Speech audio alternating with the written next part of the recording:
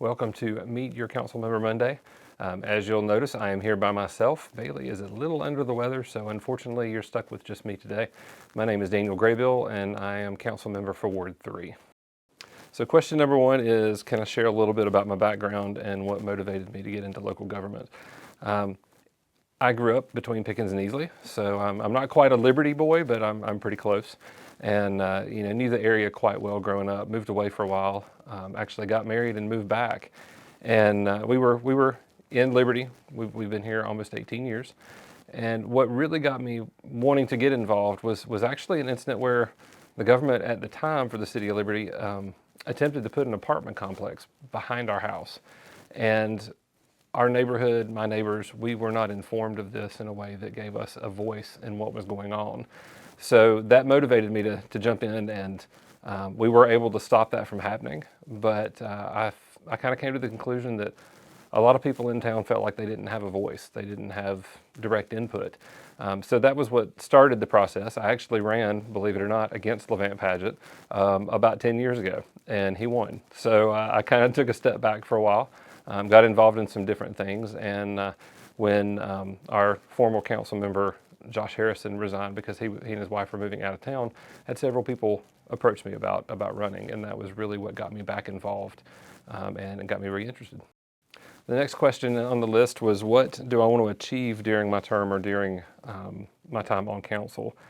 And I think there's several things. I think we want to bring kind of that vitality and life back to the city.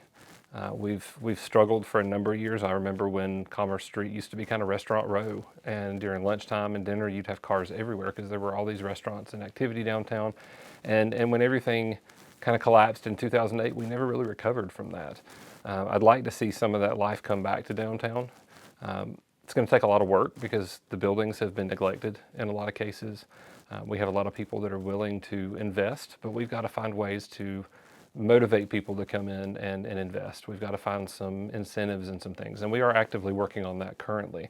The other thing I think is a big deal in the town is affordable housing, and there are some things we can do with our ordinances and laws we have in place that can help to provide some additional affordable housing options. We do have duplexes and things coming in, but that's got to be controlled. We see some other municipalities that are growing too rapidly and their infrastructure can't support it. So there's a balance. We need to make sure we're bringing in opportunity, but at the same time that our infrastructure can support that opportunity and we're not overloading our system and creating more problems for families that are already here. So those are probably the big things that I'm interested in trying to do. So the next question was, how do I stay connected to my community? And the question after that was talking about communicating with constituents, and those kind of go hand in hand. So I'm just going to answer both of those at one time. I think one thing that people forget sometimes is that we are part of the community.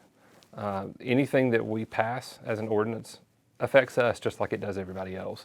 So I'm not going to jump onto any new rule, any new law, any new ordinance of any sort without making sure that I know the impact it's going to have, because I have a family of 7. It's going to impact us just like anybody else. A good example of that is the controversy lately over chickens. We have chickens. We've got 5. It's something we've had for several years now, but we make sure that we do it within the guidelines that are currently in place. Now, I have pushed to potentially change some of those over the last year or so. We haven't gotten a lot of momentum, but I think over the next few months, maybe that's something we can re-examine in increasing the number. But you have to talk to people, find out what the majority of people want. There are loud voices, and I hear those too, but you have to go out and make sure that you're representing the majority of people in your ward, not just those that are the most vocal.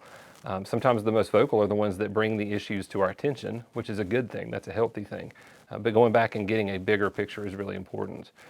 In terms of how I prefer to communicate, obviously email, dgraybeal@libertysc.com is a great way to get in touch with me. I am not actively on social media. I have discovered over the last several years, I just find social media to be a toxic environment. So generally speaking, I don't go on there. That said, you can actually message me directly through Facebook Messenger. I do have a council page. You can look for my council page on Facebook, and there is a message me button on there. So you won't see many updates. I just don't like to engage in that environment. I find that it doesn't produce any positive outcome. I'd like to hear from people, but it tends to become a point of argument and not a point of let's find a solution. So I would much prefer you to message me directly on Facebook if you want to do that. I respond to those on a regular basis. Feel free to email me as well. That comes to my phone, and that's an easy way to get in touch with me as well. Next question is, what is my long-term vision for the city? And I think I kind of hit on some of that when I talked about my goals for the city, but long-term, I'd like to see us become kind of a central hub for Pickens County. Geographically, we're right in the middle. We're at a connection of 93, 178, and 123, and it really is like the perfect location to see growth. But for whatever reason, we've just kind of been stalled out. So I'd like to see growth in a healthy way. I don't necessarily want to see a lot of chain things come in. I think that's one of the things that makes Liberty unique is the kind of small town, old-fashioned feel of our town. Not opposed to seeing some chains come in, but I don't want that to become the dominant business in the area. I'd love to see commerce filled up with kind of boutique type shops, outdoor supply. I'd love to see a coffee shop come back to Liberty that's really focused on high quality, good prices, that kind of stuff, be able to maintain that. Just a place where people can come, you can walk the city, take your family, enjoy it. We have Hops and Harvest here. Yeah, it's a craft beer bar, but it's become a social hub. You can take your kids, and Donna has apple juice and non-alcoholic drinks. You don't have to come to drink beer to hang out there. And I think kind of taking that approach to our town is a good approach. Creating a central location where you can bring your kids, you can enjoy a walking trip in the town, see a lot of different places, a lot of different businesses, and invest in the city. It's going to take a while to get there, but I think we have the potential if we can get momentum going in the right direction. The next question on here is, how do you balance the demands of your role with your personal life? And I have to be honest, it is a lot of investment in terms of being open to conversation and hearing from people, but it's not as much of a time commitment on a day-to-day basis as you think. I think being open, being willing to listen, and being a voice for that is a big deal.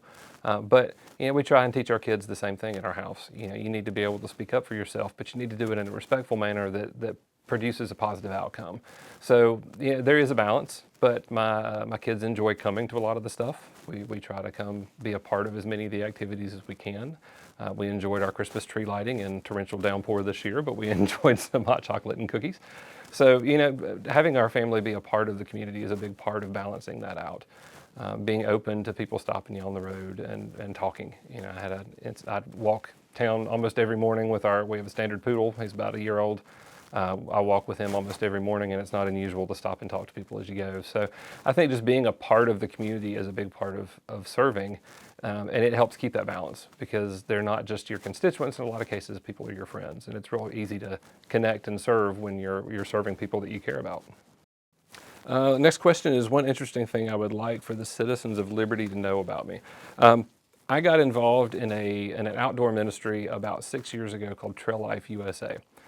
Trail Life was an offshoot of the Boy Scouts. It was some of the national leadership that felt like they wanted things to go in a different direction. And about 6 years ago, I helped start a troop at the church that our family attends at East Pickens Baptist in Pickens. And as a result of that, I have to be honest, I helped start it because I have 3 boys and they wanted to be outdoors. They wanted to be doing stuff. And I didn't have the experience. I was not a scout. I love being outdoors, but I didn't have those skills. As a result of being involved, we are actually now section hiking the Appalachian Trail. So we started that about 2 years ago. We've hit almost the entire state of Georgia. It's a 3-day trip here and there. But I never thought in a million years I would be out in the woods backpacking with my sons. My youngest son has not gone yet. He's 9. He'll probably be going in the next trip or 2 that we take. Don't know that I'll ever complete the Appalachian Trail. It'll probably take me 150 years. I don't know that I'll do it before I'm too old to enjoy it. But it's just something I never foresaw doing. It's nothing I ever really considered. But I actually think I enjoy it more than my boys do now. I would like to get out and do it just even by myself from time to time. So I went from working on computers all day, which is I work in educational technology, to really enjoying taking 3 and 4 day trips and backpacking in the backwoods and learning about all of that. So most people don't know that about me, and you probably wouldn't if you know what I do from day to day. So that's an interesting thing about me. And the final question on here is, if I could choose any historical figure as an honorary co-council member, who would it be and why? And I have to say, I think probably honestly the one, and I haven't met him, I'd love to have met him long before my time, would be Abraham Lincoln. he lived in a time when things were incredibly divisive, and the country in a lot of ways seems to reflect that same divisiveness now. We see a lot of political tension and just kind of toxicity that we had. I don't remember growing up in the early 80s into the 90s. I think it would be very interesting to hear his perspective, to have to get through a time when the country was literally divided and at war within itself. I think he'd have some really interesting insights into what's going on now, and probably some good guidance on how to approach people that don't necessarily agree with you. I do miss the time when you could disagree with someone politically and still be good friends with them, and at the end of the day, you still cared about each other, and I think that's something that we need to regain. So I think somebody like Abraham Lincoln, who lived that experience and had just an incredible story coming up from where he did, would be a really interesting influence. Thank you for joining me today. Next time on Friday, since Monday is Christmas, you will see the final installment of the Meet the Council Member series, and it's actually going to be Bailey herself, Bailey Locke, who is our clerk of council and works at City Hall, does an immense amount of work at City Hall. If you ever walk in the door, you're going to see her here, and we look forward to joining you there, and I look forward to seeing you out and about town.